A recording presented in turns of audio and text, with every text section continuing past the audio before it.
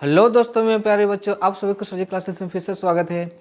आज हम लोग कार्बन एंड इस कंपाउंड के जो सीरीज चल रहा था उसको हम लोग आगे लेके आए हैं और आज इस वीडियो में हम लोग जानेंगे कार्बन के जो अप्रूप जिसे हम लोग कहते हैं एलोट्रॉप्स ऑफ कार्बन। ठीक है, आज हम लोग इस वीडियो में पूरा का पूरा कार्बन के क्या क्या नेचर है, उसका वर्साटाइल नेचर के बारे में डिटेल से आप लोग को जानकारी मिलेगी।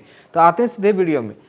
सबसे पहले हम लोग जानते हैं कि एलोट्रॉप्स ऑफ कार्बन, कार्बन के जो अप्रूप होते हैं। जैसे अप्रूप कहने का मतलब क्या होता है कि जिसका रूप अलग अलग हो, उसी को हम लोग इंग्लिश से कहते हैं क्या, एलोट्रॉप्स। तो एलोट्रॉप्स ऑफ किसका, कार्बन का, क्योंकि कार्बन जो हमारे पीरियोडिक टेबल में कार्बन ऐसा जो है ऐसा एलिमेंट है जो कि बहुत सारा उसका क्या है, वर्सटाइल नेचर का होते हैं। तो उसके कौन कौन से अप्रूप है उसके बारे में हम लोग जानते हैं। तो सबसे पहले एलोट्रॉप्स का मतलब क्या होता है। तो एलोट्रॉप्स क्या है, एक प्रकार का आपका ऐसा प्रॉपर्टी है जिसमें विच ये एलिमेंट एग्जिस्ट करता है मोर देन वन फॉर्म। इसका जो फॉर्म जो होता है एक या एक से अधिक फॉर्म में तुमको देखने को मिलेगा। ठीक है, तो यहाँ पर exist in the more than one से ज़्यादा फॉर्म में रहेगा कार्बन का। और यहाँ बता रहा है कि each form has different physical properties. और जितना इसका जो फॉर्म बनेगा कार्बन का, अलग अलग जो अपरूप रहेंगे, अलग अलग रूप रहेंगे, उसका फिजिकल प्रॉपर्टी अलग होगा, लेकिन कहीं न कहीं जो उसका केमिकल जो प्रॉपर्टी होगा वो क्या होगा, सेम होगा, कहीं न कहीं आइडेंटिकल होगा। तो इतना याद रखिएगा कि एलोट्रॉप्स कार्बन का क्या होगा कि एलोट्रॉप्स में जो होते हैं इसका जो प्रॉपर्टी होगा, फिजिकल प्रॉपर्टी कहीं न कहीं अलग होगा, अलग अलग गुण दिखाएगा। उसका जो इसका जो नेचर होगा वो अलग होंगे, लेकिन जो केमिकल सब्सटेंसेस कहीं न कहीं ये किससे बन के बना हुआ है, कार्बन से, तो केमिकल प्रॉपर्टी सेम रहेगा। ठीक है, तो अगर डेफिनेशन लिखने को मिलेगा you right the allotropes of carbon, तो आप इस टाइप का डेफिनेशन लिख सकते हैं। आगे आते हैं हम लोग। अब यहाँ से स्ट्रक्चर देखिए, आपका जो है ग्रेफाइट, ग्रेफाइट पूछेगा तो किसका एलोट्रॉप्स है, कहीं ना कहीं कार्बन का। और यहाँ पर आपका डायमंड जो जिसे हम लोग हीरा कहते हैं, ग्रेफाइट, ये दोनों जो है कहीं ना कहीं किसका है, तो दोनों कार्बन का ही एलोट्रॉप्स माना जाता है। यह स्ट्रक्चर तो आपको कभी बनाने नहीं आएगा, लेकिन आप देख सकते हैं ये जो आपका डायमंड का स्ट्रक्चर और ये कहीं कहीं ग्रेफाइट का स्ट्रक्चर है। ठीक, अब इसके बारे में हम लोग जानकारी लेते हैं कि डायमंड और ग्रेफाइट में क्या क्या प्रॉपर्टीज है, क्या क्या इसका गुण है, कैसे कैसे ये काम करता है। सबसे पहले देखिए प्रॉपर्टी में क्या होगा कि डायमंड जो पहले बहुत ही हार्ड होते हैं, इसे भी नाम सुनते हैं कि हीरा। हीरा बहुत ज़्यादा क्या होता है, कॉस्टली भी होता है, प्रीशियस है। और साथ साथ में क्या है, इसका जो आकार, ये जो आपका प्रॉपर्टी है वो क्या होता है, बहुत ही हार्ड होते हैं, कठोर नेचर के होते हैं। उसके बाद जो डायमंड का प्रॉपर्टी की नॉन कंडक्टर ऑफ इलेक्ट्रिसिटी, आप इसको इलेक्ट्रिसिटी कंडक्टर में बोलिएगा तो नहीं होता, इसमें आप करंट पास नहीं होगा। कंडक्टर मतलब क्या है, कहीं ना कहीं ये नॉन कंडक्टर है, मतलब इलेक्ट्रिसिटी इसमें पासेस नहीं करेगा, किसका, इलेक्ट्रिसिटी का।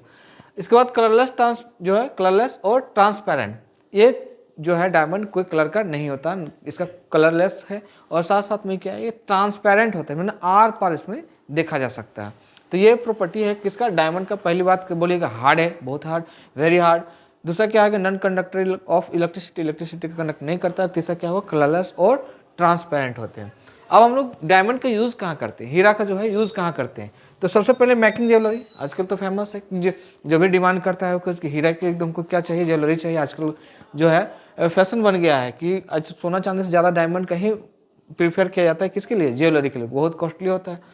और या साथ में शाइनिंग बहुत ज़्यादा होता है, इसलिए भी इसको ज़्यादा प्रीफर किया जाता है। यूज एज द क्या, कटिंग इंस्ट्रूमेंट। हाँ, ये अधिकतर कन्फ्यूजन करने वाला आता है कि कटिंग इंस्ट्रूमेंट, जैसे कि मान लो कि शीशा वगैरह काटने के लिए देखिएगा कि आपको चाकू जैसा रहेगा, उसके नीब में क्या रहता है, आपको हीरा लगा रहता है। तो आसानी से इस टाइप का अगर खींचने का रहेगा तो ऐसे खींच देगा ऑटोमेटिकली आपका शीशा, या तो भी कोई ऐसा चीज़ है गया जो इंस्ट्रूमेंट बनाने के समय कटिंग करने का काम, सब आपको जो काटने का काम कौन करता है, हीरा रहता है। ठीक है, तो ये याद रखें, यूजेज में पहले आपको ज्वेलरी बनाने में काम आती है, और दूसरा किस इसमें कटिंग इंस्ट्रूमेंट, कोई भी इंस्ट्रूमेंट को काटने में, शीशा वगैरह काटने में, या तो फिर और ऐसे जैसे जो बहुत प्रीशियस सब्सटेंस होते हैं उसको काटने में हीरे का यूज़ किया जाता है। अगला जो है हम लोग क्या है, इसका एलोट्रॉप्स ग्रेफाइट। ठीक है, तो ग्रेफाइट का प्रॉपर्टी हम लोग जानते हैं। सबसे पहले क्या बोलेगा, लाइटर देन द डायमंड और स्लिप। सबसे पहले आप देखिए कि डायमंड की अपेक्षा में थोड़ा सा हल्का होता है ग्रेफाइट। आप अधिकतर आप देखे होंगे कि जो पेंसिल हम लोग लिखते हैं उसमें जो अंदर में जो रहता है ब्लैक ब्लैक या ब्राउन कलर का भी बोल सकते हो, वो क्या है, आपका ग्रेफाइट है। ठीक है, और ये लाइटर किसे, डायमंड से थोड़ा, और ये स्लिपरी होता है, कहीं कहीं ये बहुत ज़्यादा फिसलने वाली होती है, तो स्लिपरी भी होती है, और हल्का होती है डायमंड से। ये क्या करेगा, कंडक्टर ऑफ इलेक्ट्रिसिटी। यहाँ तो नॉन कंडक्टर था, लेकिन कार्बन का ही अगला एलोट्रॉप्स है जिसका नाम है आपका ग्रेफाइट, वो क्या हो जा रहा है, कंडक्टर ऑफ इलेक्ट्रिसिटी, कंडक्ट करेगा इलेक्ट्रिसिटी। इसमें देखिएगा कि अगर पेंसिल अगर प्रैक्टिकल नहीं करके देखेगा, अगर अगर चेक करना है तो आप इलेक्ट्रिसिटी में क्या कीजिएगा, ग्रेफाइट का एक लीजिएगा रॉड या तो पेंसिल को दोनों साइड से छील लीजिएगा, फिर उसके बाद वहाँ से और टेस्टर को से चेक कीजिएगा तो देखिएगा अब उसमें कहीं ना कहीं इलेक्ट्रिसिटी पास हो जाता है और वह जलने लगेगा टेस्टर। ठीक है, ये जो होता है ग्रेसी ब्लैक और अपेक्यू है ना, ये ग्रेसी मतलब ग्रेसी आपको कहीं ना कहीं ग्रेसी ब्लैक टाइप का दिखेगा, भूरा कलर का दिखेगा, लेकिन और ये अपेक्यू होता है मतलब अपारदर्शी, ये पार एकदम इसमें आर पार नहीं दिखाएगा। ठीक है, ये प्रॉपर्टी हो गया किसका, ग्रेफाइट। फटाफट बोलिएगा कि क्या है, लाइटर देन डायमंड। पहले डायमंड से क्या होगा, वो हल्का होगा और स्लिपरी होगी। सेकंड में कंडक्ट ऑफ इलेक्ट्रिसिटी इसमें कंडक्ट हो जाती है। और ग्रेसी ब्लैक और ओपेक्यू कहीं कहीं इसका ग्रेसी ब्लैक होगा और ये अपारदर्शी होता है। यूजेज कहाँ करते हैं इसका, तो यूजेज एज कहाँ पर, लुब्रिकेंट के लिए। लुब्रिकेंट मतलब क्या कहते हैं, जैसे कि मान लो कि कोई चीज़ को फिसलने के लिए या उसके हम लोग ऑयली टाइप का सब्सटेंसेस होता है ना, जो जल्दी उसको फ्रिक्शन लेस बनाने के लिए ना, तो फ्रिक्शन लेस बनाने के लिए लुब्रिकेंट का काम करता है। ये लचीलापन, जैसे मान लो कि हम लोग का शरीर में भी लुब्रिकेंट है, लेकिन वो लुब्रिकेंट नहीं, कोई मशीन को तेजी से घुमाना है तो वहाँ लुब्रिकेंट का कुछ एग्जांपल हम लोग का ग्रीस हो गया, ऑयल वगैरह हो गया, वो एक प्रकार का लुब्रिकेंट ही होता है। उस तरह आपका ग्रेफाइट भी एक प्रकार का लुब्रिकेंट है। इसको यूज क्या हो गया, इलेक्ट्रिक सेल। अब देखते हैं कि जो बैटरी आती है, घड़ी वाला बैटरी होगा, या तो फिर आपका मोटा वाला जो सेल आती है जो टैनिस्टोग्राम यूज़ किया जाता है, वो उसके अंदर में जो रॉड लगा रहता है जो ब्लैक कलर का, वो भी एक प्रकार का क्या है, ग्रेफाइट है। तो ये हम लोग का ग्रेफाइट हो गया। इसका यूजेज में सबसे पहले लुब्रिकेंट के रूप में और सेकंड में क्या हो गया, वो इलेक्ट्रिक सेल के रूप में हम लोग यूज़ करते हैं ग्रेफाइट का। अब तीसरा इसका हम लोग जो एलोट्रॉप्स में पढ़ेंगे, फ्लोरेंस है ना, इसका नाम क्या, फ्लोरेंस, याद रखिएगा। ये अक्सर कन्फ्यूजन करने वाला, क्योंकि अधिकतर बच्चे जो होते हैं जानते हैं कि दो ही है, एक ग्रेफाइट एक डायमंड, तीसरा जो आता है फ्लोरेंस। ठीक है, इसको हम लोग कहीं ना कहीं कार्बन 60 के नाम से जानते हैं ना, कार्बन 60 गो है इसमें, 60 कितना होगा, 60 आपका रहेगा कंटेंट शामिल रहेगा इसमें, किसका, कार्बन एटम का। तो वही लिखा है फ्लोरेंस जो है यहाँ पर कितना होगा, C60, कितना होगा, C60। ठीक है, तो कार्बन 60 रहेगा। इसको हम लोग किस नाम से जानते हैं बोलो, बकमिनिस्टर एक नाम था, उसने खोज किया था, बकमिनिस्टर फ्लोरेंस। ठीक है, तो इसी पर नाम रखा था, ये फर्स्ट नॉन फ्लोरेंस है। वो आज इसको हम लोग क्या कहते हैं, C60, ये सब जो है C60 का है। और विच कंटेन, इसमें कितने कार्बन, पहले नाम है C60, मतलब कहीं ना कहीं कार्बन के कितने हैं, 60 एटम से मिलके बना हुआ है, कौन, आपका फ्लोरेंस। तो फ्लोरेंस भी एक प्रकार का किसका है, तो कार्बन का ही इसका एलोट्रॉप्स के रूप में जाना जाता है। आगे देखते हैं हम लोग। अब यहाँ पर देखो क्वेश्चन दिया है कि what are the factor that enable carbon to form large number of compounds.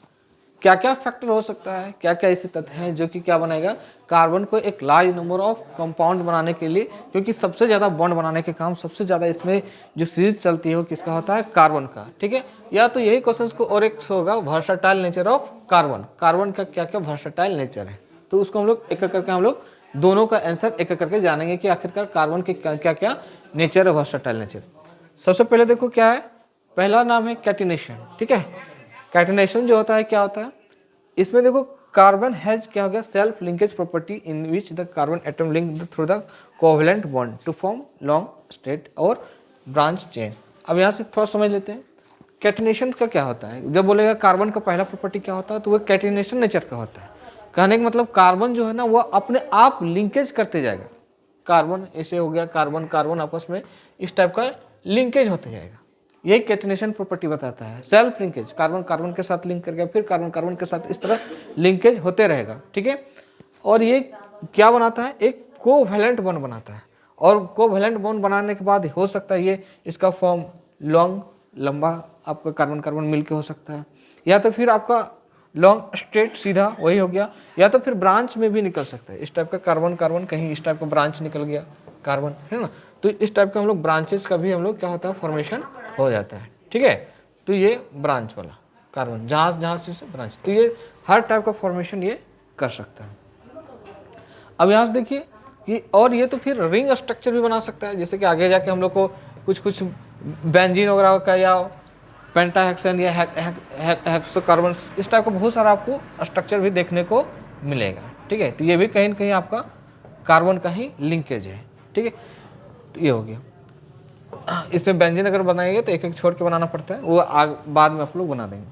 अब देखो कार्बन को क्या करता है, maximum catenations in the periodic tables due to the small size and strong carbon carbon bond. अब वाले पूरा का पूरा पीरियोडिक टेबल में सबसे ज़्यादा जो है आपको बॉन्ड बनाने के बाद कौन करता काम करता है, तो कार्बन करता है। तो स्ट्रॉन्ग कार्बन कार्बन बॉन्ड बनाता है। क्यों? इसका रीज़न है कि ये इसका साइज भी क्या होता है, स्मॉल होता है, छोटे होते हैं। दैट मीन्स इसके पास जो है टेंडेंसी बहुत ही ज़्यादा होती है बॉन्डेशन बनाने के, क्योंकि इसका साइज छोटा है, किसी के साथ बॉन्ड बना लेता है कोवलेंट बॉन्ड। और इसका अगला जो हम लोग टॉपिक में आएगा उसमें बताएंगे कि क्यों बनाता है, क्योंकि वैलेंसी इसका जो होता है 4 होता है। इसमें अगला जो बताइएगा कि टेट्रा वैलेंसी, देखिए अगला ही पॉइंट आ गया, अगला नेचर है इसका tetra valency of carbon. Carbon का कितना होता है, टेट्रा मतलब 4, ठीक है। तो अगर हम लोग कार्बन का अगर इसका बात करते हैं कार्बन, तो इसका एटॉमिक नंबर हम लोग पता है कितना होता है, बोलो 6 होता है। तो 6 होता है, तो 2 आपका अगर के में और एल में जाएंगे तो के में कितना होगा 2 और यहाँ पर कितना होगा 4, ठीक है। तो लास्ट में देखिए वैलेंस इलेक्ट्रॉन जो आपको दिख रहा है वो कितना दिख रहा है 4। अब 4 जो है वो तो आयनिक कंपाउंड बनाएगा नहीं, कौन सा बॉन्ड बनाएगा, कोवलेंट बॉन्ड। क्यों कोवलेंट बॉन्ड बनाएगा, क्योंकि ये ना तो वो ले सकता है ना तो दे सकता है, क्या कर सकता है आपस में, शेयर कर सकता है, तो शेयरिंग हो गया। तो वही लिखा है कार्बन है कितना 4 इलेक्ट्रॉन किन आउटर मोस्ट ट्रेल्स। इसका आउटर मोस्ट ट्रेल में देखिएगा तो आपका कितना दिखेगा, आपका 4 इलेक्ट्रॉन, ठीक है। तो यहाँ से फर्स्ट वाला अगर हम बात करते हैं इसमें 2 हो गया, इसमें कितना होता है 4, 3, 4, या तो इसको हम लोग इस प्रकार को दिखा सकते हैं 1, 2, 3 और 4। तो आउटर मोस्ट ट्रेल में इसको कितना दिखेगा 4। अब आगे इसमें देखिए, इसके बाद वही बोल रहा है इट्स वैलेंसी इस कितना हो गया 4। अगर इसका आउटर मोस्ट शेल में अगर 4 इलेक्ट्रॉन है तो 4 इलेक्ट्रॉन, दैट मीन इसका वैलेंसी भी कितना हो गया 4 ही हो गया। इसके पास कैपेबल ऑफ द बॉन्डिंग और पेयरिंग विथ 4 अदर कार्बन। और इसके पास ये क्षमता होती है कि अगला कोई कार्बन से, अगला जो कार्बन होगा उसका 4 इलेक्ट्रॉन को लेके अपना बॉन्डेशन को पूरा करेगा, तो वो पेयरिंग करेगा 4 अदर कार्बन एटम्स और with the atoms of some other. अगर मोनो को अगर अगला होगा तो ठीक है, नहीं तो फिर अगला दूसरे कोई मोनोवेलेंट एलिमेंट से करेगा। मोनोवेलेंट में जिसके मतलब एक होता है 1, उसका वैलेंट इलेक्ट्रॉन 1 होगा। जिससे लाइक अगर हम लोग बात करते हैं हाइड्रोजन का, तो हाइड्रोजन का जो आउटर मोस्ट इलेक्ट्रॉन कितना होगा 1। इस तरह हाइड्रोजन ग्रुप में जितने होता है क्लोरीन, फ्लोरीन, ब्रोमीन, आयोडीन वगैरह जितना होता है उसका भी वैलेंस इलेक्ट्रॉन कहीं कहीं कितना होता है 1। तो लिंकेज ज़्यादा करता है किसके साथ, या तो मोनोवेलेंट वाले, या मोनोवेलेंट में कोई हो जाएगा हाइड्रोजन, हेलोजन में क्लोरीन, ब्रोमीन, आयोडीन, ठीक है, ये सब हो गया। या तो फिर अपने आप में जो कार्बन होता है कार्बन एटम के साथ भी अपना बॉन्डेशन बनाता है। ये दूसरा नेचर हो गया किसका, कार्बन का, कि ये टेट्रावेलेंट ऑफ कार्बन होते हैं, है ना, क्योंकि इसका वैलेंसी कितना होते हैं 4। तीसरा बोल रहा है कि tendency to form multiple bond. और ये इसके पास कार्बन के पास और एक क्षमता क्या होती है कि इसके पास ये क्षमता है कि ये मल्टीपल फॉर्म मतलब बहुत सारे बॉन्ड बनाने का भी काम करता है। कौन, कार्बन।